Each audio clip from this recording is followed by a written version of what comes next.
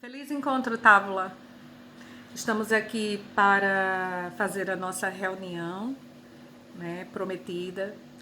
E antes de começar a falar sobre os módulos propriamente ditos, eu gostaria de agradecer as mulheres que me solicitaram essa iniciativa. A ideia foi delas, eu apenas organizei essa conversa em 3 momentos para que nós estruturássemos melhor, né, esses esclarecimentos a respeito do que é ser mulher, da espiritualidade feminina e principalmente do papel que a mulher desempenha na modernidade hoje.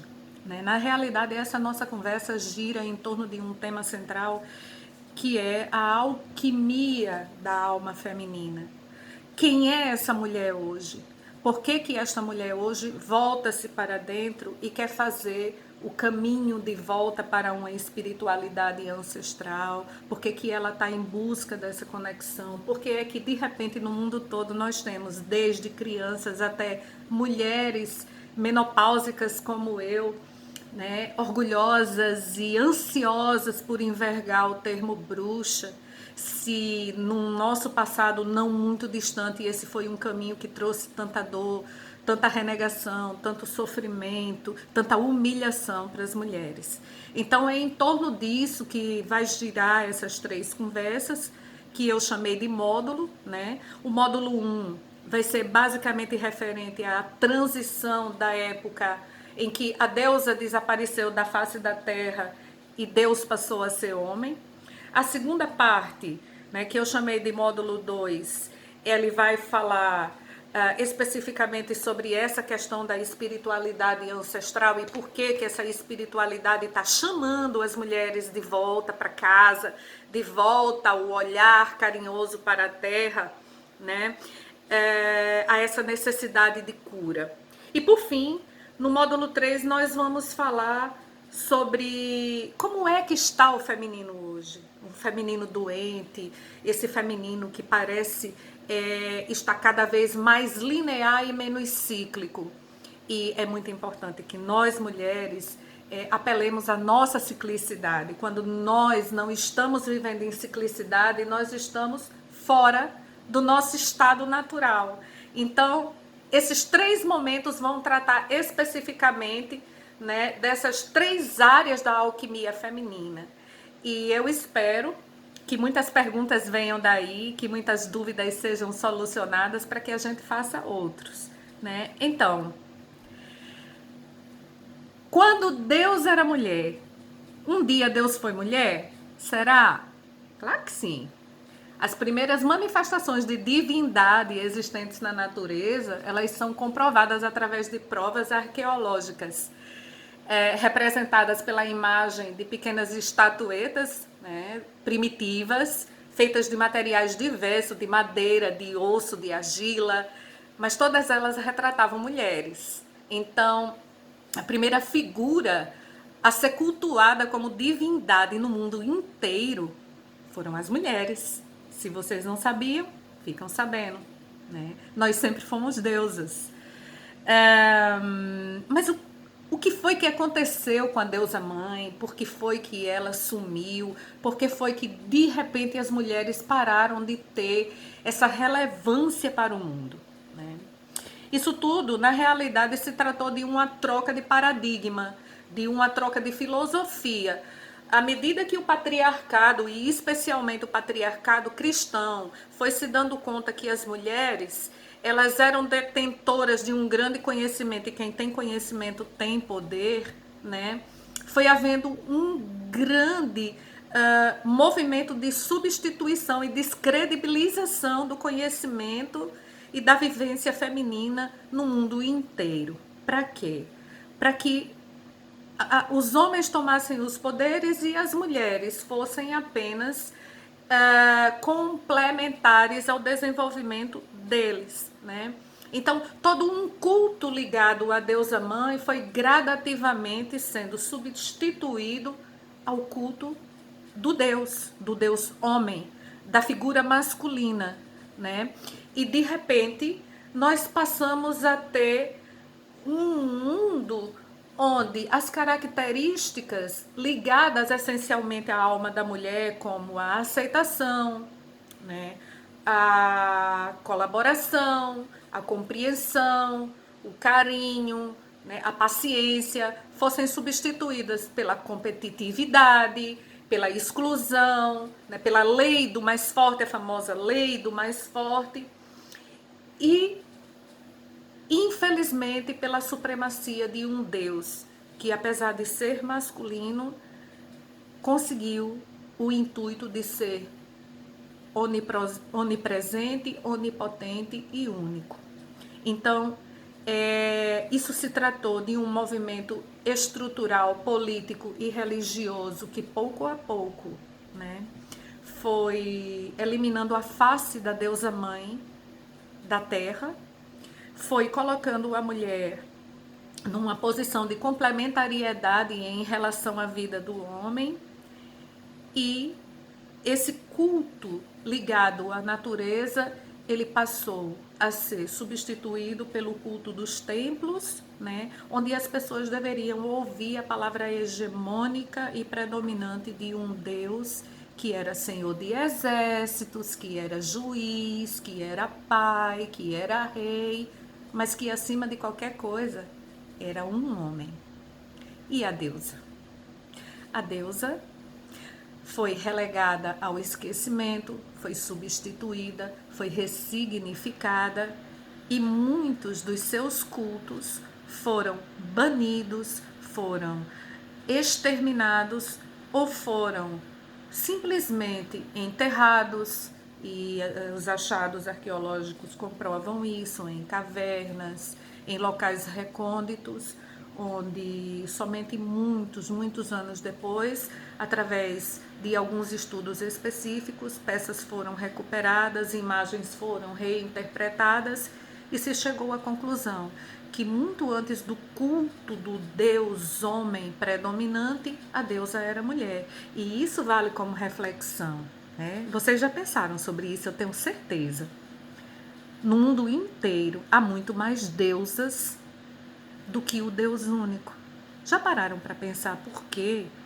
Se nós formos analisar, quase todas as culturas distribuídas pelo mundo inteiro têm deusas que não são reconhecidas pelo sistema de fé cristã predominante, mas elas existem, elas estão lá, né? Então, isso tudo tem a ver com o forte movimento da criação de uma religião que, além de ter fortes laços, né, filosóficos e hegemônicos, estava muito associada ao poder.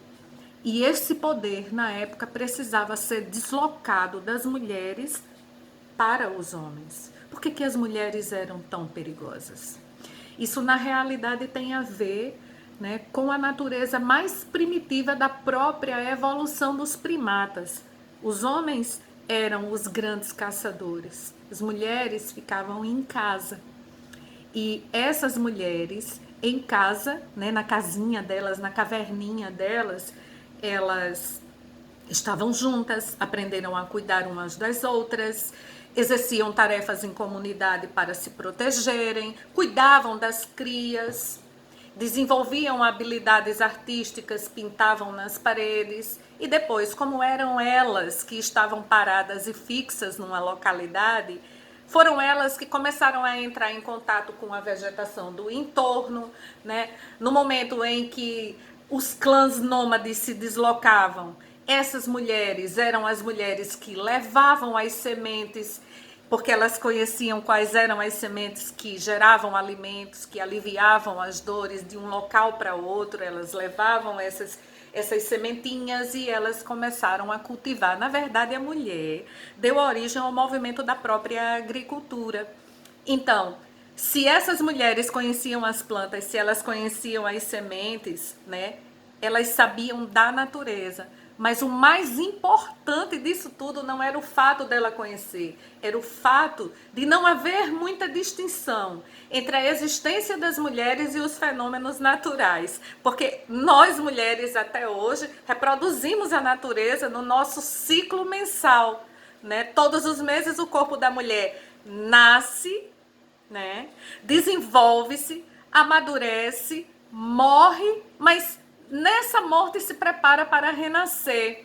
Então, era inevitável que o homem, figura masculina, primitiva, não fizesse essa analogia, não fizesse essa comparação da mulher como uma força da natureza, porque a própria mulher reproduzia a natureza nos seus corpos, né?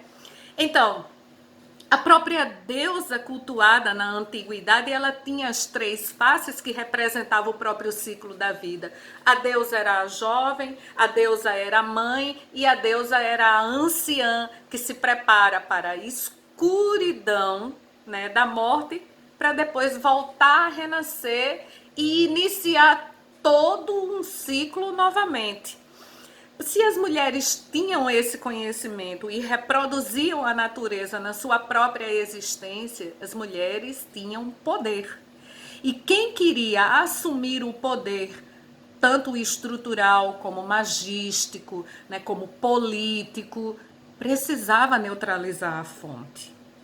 E as mulheres bebiam dessa fonte, ou seja, bebiam da própria existência da deusa, porque a deusa tinha características muito diferentes do Deus Pai. A deusa não estava num lugar inatingível, a deusa era a natureza, estava entre nós. Se rezava para ela, se cantava para ela, se punha os pés sobre ela. Era ela que criava, era ela que destruía, era ela que nutria, como a própria mulher. E as mulheres tinham conhecimento disso e eram reverenciadas por isso, eram respeitadas. Independente da fase da vida que uma mulher estivesse, se ela fosse uma criança, ela era a semente da criação. Se ela fosse uma jovem, ela era a promessa da renovação. E se ela fosse velha, ela era a garantia da sabedoria para as próximas crias que viessem a nascer e que precisavam beber desse conhecimento, né? Ora, muito bem. Essas são as faces da deusa, né? Faces estas que nós hoje lutamos para apresentar novamente às mulheres da modernidade.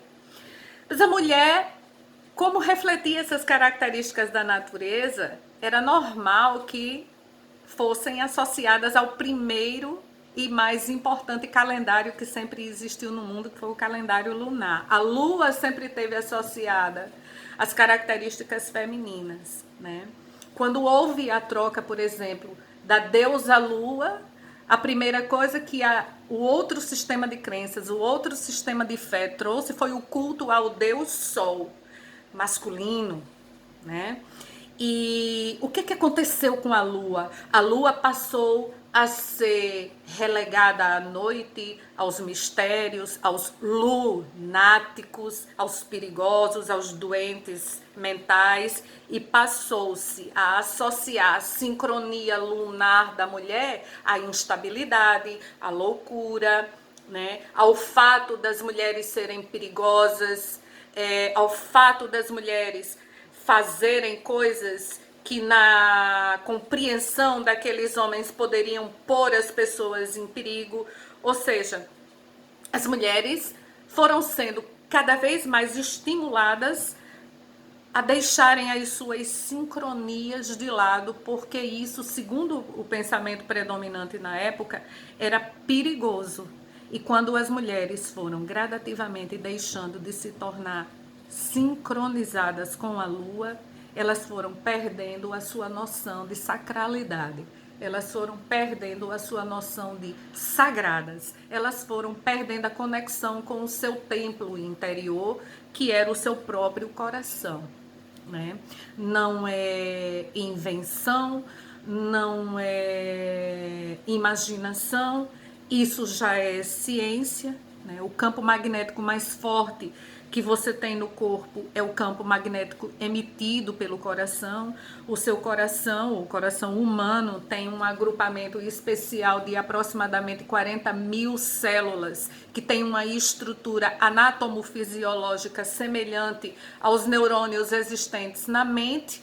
E o teu coração, ele emite um pulso muito forte, um pulso elétrico muito forte que faz ressoar um campo de energia enorme que te coloca em conexão com tudo que está ao teu redor. Como as mulheres tiveram mais tempo para prestar atenção às suas emoções, para prestar atenção nas suas reações diante de diversas situações na vida, elas aprenderam a olhar com mais facilidade para a vibração do coração.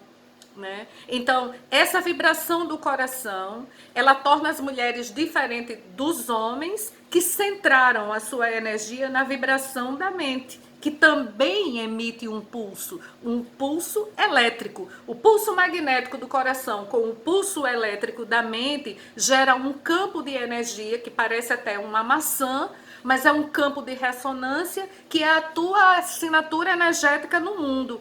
O fato é que nós mulheres, por termos mais tempo de conviver com as nossas emoções e com as emoções das outras mulheres, conectamos muito mais rapidamente esse campo do coração em relação ao campo da mente, que é muito facilmente conectado pelos homens. Isso também é uma coisa explicada através da biologia. O homem precisava sair da caverna, ele precisava pensar estrategicamente, porque senão ele podia ser atacado, ele podia ser devorado por algum animal maior, né?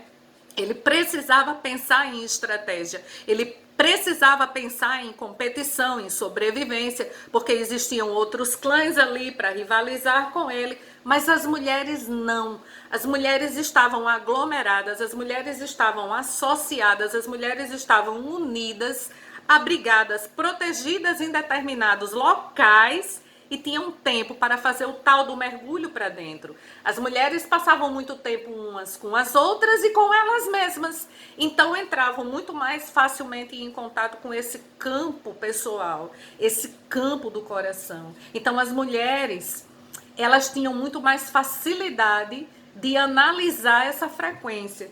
E talvez vocês possam estar me perguntando, mas Sandra, coração pensa? O fato é que essas células especializadas do coração, chamadas de neurites sensoriais, elas foram diagnosticadas por uma instituição nos Estados Unidos chamada HeartMath, ou correspondência do coração, como uma estrutura que tem um papel fisiológico semelhante aos dos neurônios. Ou seja, o mais impressionante disso tudo é que a biologia descobriu que essas células do coração, do tecido cardíaco, falam com as células da mente. Então, sim, o coração é capaz de emitir um julgamento. Os povos primitivos, os povos antigos e especialmente as mulheres da velha arte não estavam erradas. Elas sabiam quando elas diziam, fale com o seu coração. Elas podiam não ter esse conhecimento elaborado que eu estou transmitindo para vocês agora. Mas no momento em que a mulher falava com o coração, o que elas queriam dizer naquela época era acesse o seu campo de energia. Toque no seu coração e o seu coração vai lhe dar a impressão do que você está sentindo. Até hoje é assim. Quando a gente tem dúvida a respeito de uma coisa, né? A gente às vezes põe a mão no coração. Será que isso vai ser bom para mim ou se vai ser mal? Ou às vezes nós estamos num ambiente que a gente julga que é hostil, a gente sente logo o nosso coração reagir. Então, para finalizar essa conversa, a diferença, né, entre esses padrões de energia é que, vamos falar assim para simplificar, a mente contida no coração não é analítica, ela é sensitiva, ela está diretamente ligada à emoção. A mente ligada ao sistema cerebral é analítica. Ela julga, ela diferencia, ela faz considerações a respeito das coisas. Então, essa mente racional, essa mente que julga, essa mente que analisa, ela é uma mente muito predominante nos homens. A nossa mente, a mente do coração, é a mente emocional, é a mente que acolhe, é a mente que sente. Por isso que era chamada de mente sagrada, né? Então, essa força do coração, esse campo de energia gerado pelo coração é o que gera essa intuição tão típica nas mulheres que os homens não sentem. Não é que os homens não tenham intuição, eles têm, mas eles não têm a intuição tão desenvolvida quanto nós, que através de anos, anos e anos de evolução, viemos treinando essa confiança de falar com as nossas emoções sem precisar analisá-las criticamente. Nós sabemos que sabemos, né? Tem um ditado que diz assim: as mulheres sabem. E quem é mulher sabe. E se você é mulher, sabe do que eu tô falando. Tem a ver com isso, com essa sabedoria do coração, com esse sentir do coração que não julga, que acolhe, né? E na realidade, isso é o que o sagrado feminino está tentando trazer para o mundo moderno de hoje, né? Nós estamos tentando fazer com que as mulheres confiem de novo no seu coração. Nós estamos tentando fazer com que as mulheres olhem de novo para a lua. Nós estamos tentando fazer com que as mulheres fiquem felizes de saber que são de fases, né? Quando os homens dizem assim, essa mulher cada dia está de um jeito diferente. É verdade. Hormonalmente é verdade, emocionalmente é verdade, e magisticamente é verdade também. Nós estamos conectadas com emoções que são extremamente sutis. E torno a dizer, não é que os homens não estejam, eles estão. Mas nós temos essa facilidade de acessar o nosso chakra cardíaco muito mais facilmente. Esse nosso campo, né, cardíaco, esse nosso campo do coração é muito mais desenvolvido nas mulheres por causa desse tempo em que as mulheres tiveram, né, para apurar as suas sensações vindas do coração, desse campo tão importante de energia. Então, tentar trazer as mulheres de novo para viver um ciclo e fazer com que elas tenham orgulho de saber que oscilam é a missão mais difícil que o sagrado feminino tem hoje, porque se passou muito tempo dizendo às mulheres que elas têm que ser como os homens. As mulheres têm que ser fortes. As mulheres têm que ser inteligentes, as mulheres têm que ser independentes, mas as mulheres têm que respeitar a sua sincronicidade, porque é assim que elas são. Então não se magoem, não se machuquem, não fiquem ressentidas quando alguém diz, você é de fases, você é de fases. E tenha orgulho disso, né? Vamos cultuar o Deus Sol masculino, mas vamos também louvar a lua que há em nós. Né? Porque isso é muito importante. Essa grande caça às bruxas que aconteceu durante o período inquisitório não foi feita à toa. Ela foi feita por pessoas que estudaram naturalismo, que estudaram as teorias básicas da evolução, né? E que chegaram à conclusão de que se as mulheres não fossem detidas, elas seriam, como já havia em algumas sociedades, né, governos e representações matrifocais, elas seriam predominantes enquanto representantes de várias nações. Então, isso foi uma tomada do poder. E essa tomada do poder, ela começou desde a descredibilização da emoção feminina até o papel da mulher na sociedade.